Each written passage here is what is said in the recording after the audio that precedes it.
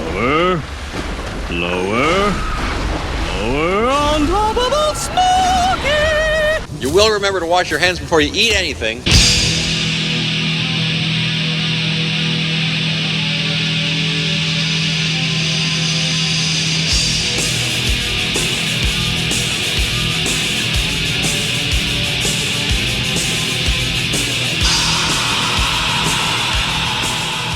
Ambivalence Thy Name is Razor Fist. On the one hand, there were times I enjoyed this game so much I wanted to break into fucking song, given an industry teeming with torpid 12-chapter AAA tripe, an open-ended RPG dungeon crawler, even one that pales in comparison to equivalent releases on PC, is indescribably refreshing. And on the other hand, I'll let you know when From Software finished jerking themselves off with that one. For a game that, like so many of its similarly disappointing contemporaries, was shopped around as that mythical first true next-gen experience, one that 2 years removed from launch is still proving more elusive than a Yeti ninja with teleportation technology, from the homely player models to character mounts that are evidently wired the fuck shut. You're welcome to use whatever you find. Even the dog. Should it please you?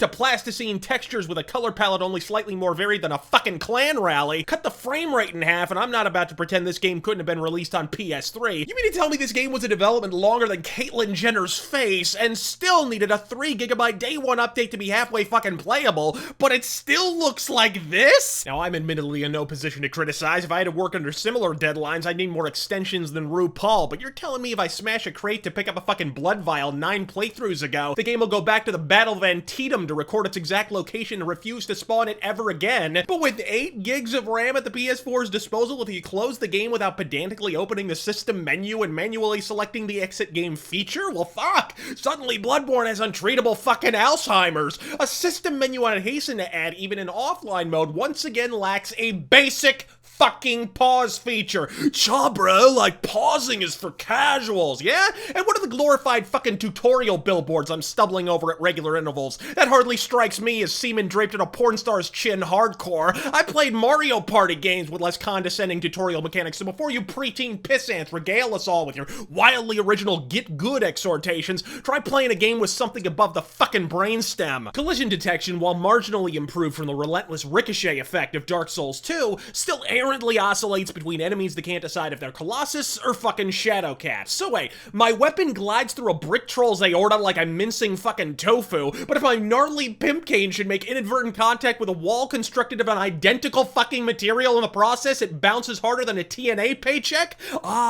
But that level design, as labyrinthine as it is occasionally unforgiving, it's impossible to overstate what a near impossibility it is to craft one seamless level that repeatedly folds back in on itself for ease of navigation, and Bloodborne elevates that to a motherfucking art form. Along with the series' trademark robust character creation, shops, weapon customization, and considerably more responsive combat system than the languorous Dark Souls II, whatever failings I may or may not perceive, there can be no doubt whatsoever that Bloodborne is an objective improvement over the game that preceded it. Look, I'm hardly astonished that the game is being praised, but I have to confess surprise over what is being praised. I mean, the soundtrack?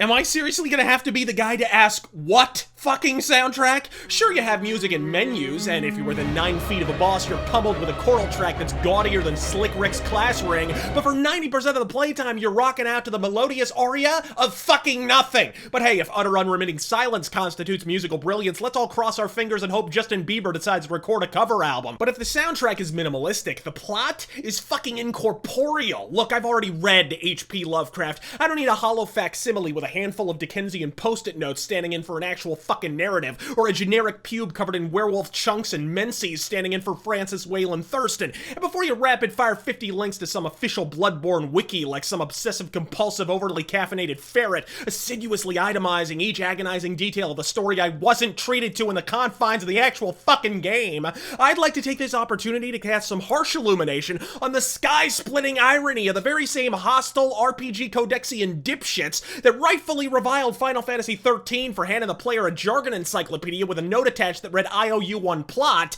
only to swivel on their back heel and reflexively pardon Bloodborne and the entire Soul series by association for doing the exact same fucking thing. Look, I get that playing what is essentially Victorian Dark Souls and complaining about difficulty is like picketing against cargo pants at a necrophagist concert, and that's exactly why I'm not complaining about the difficulty, not least of which because once you hit a certain level, you kind of forget what the game over screen even fucking looks like. Frankly, I have to echo the sentiments of my Dark Souls 2 review. It's not that the game is occasionally hard, it's why. It's one thing to find yourself hamstrung by a clever game scenario or stand stymied by genius-level AI, but about the 9th time an enemy stands drooling and insensate, firing repeatedly at the lamppost, fucking dumbstruck that their canny ranged assault has been befuddled by a stationary fucking object, you realize Bloodborne didn't take that road. They took the lazy one. When you die in Bloodborne, and you will, it won't be due to an ingenious designer's meticulous codecraft. It'll be because From Software stacked the deck. It'll be because an environment you've never been to has an enemy you've never encountered hiding in a place you couldn't have possibly seen. It'll be because auto-tracking enemies will pivot like a fucking centrifuge mid-swing to connect with a strike you rightfully dodged. Fucking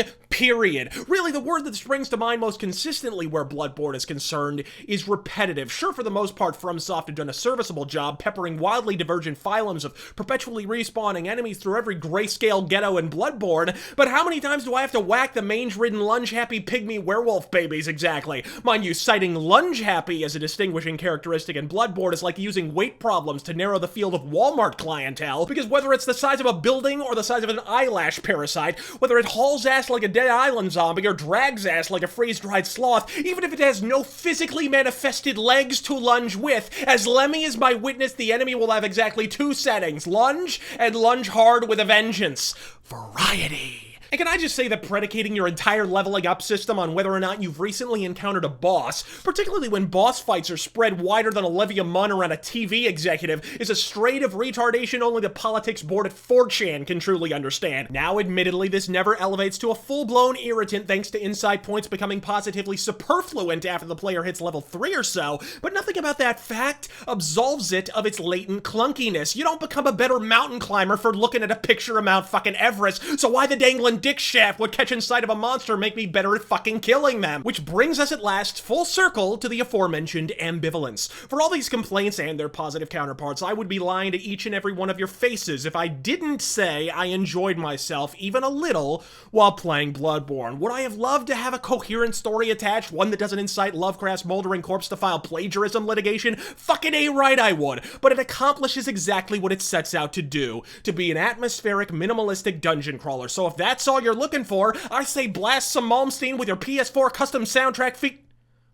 stereo and plummet into the depraved recesses of Yarnum at will. Games were meant to be enjoyed, and while it ain't my personal cup of tea for what it is, Bloodborne is absolutely that. Now make another butt-fucking Tenchu game already. I'm Razor Fist. God fucking speed.